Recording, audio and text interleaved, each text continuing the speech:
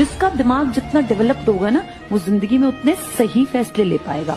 गलतियां सबसे होंगी, ऐसा नहीं कि मुझसे गलतियां नहीं होती हैं, मैं भी गलतियां करती हूँ। कई बार मैं बहुत बड़ी बड़ी गलतियां भी कर जाती हूँ, लेकिन फिर उनसे सीख लेते हैं, फिर दोबारा नहीं करनी। वो गलती हो गई ना, हमसे, ह्यूमन बीइंग है, गलतियां होंगी भाई। ईश्वर जो है हम उसके बराबर थोड़ी ना है, लेकिन उन गलतियों के बाद फिर अगले स्टेप पे कि ठीक है, इससे भी हमने सीख लिया, आगे हम ऐसी गलती नहीं करेंगे।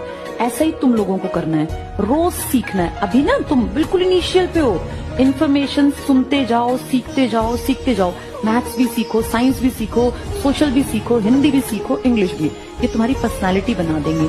फिर जब तुम बड़े हो जाओगे ना, आज से 5-7 साल बाद ही तुम बड़े हो जाओगे, फिर तुम देखना, तुम कहीं इंटरव्यू दोगे, तुम कहीं पब्लिक डीलिंग करोगे, कहीं 10 लोगों के बीच में बैठे होगे, तो तुम्हारी ये नॉलेज तुम्हें रिस्पेक्ट दिलाएगी बेटा, तब तुम्हारी इज्जत बढ़ेगी।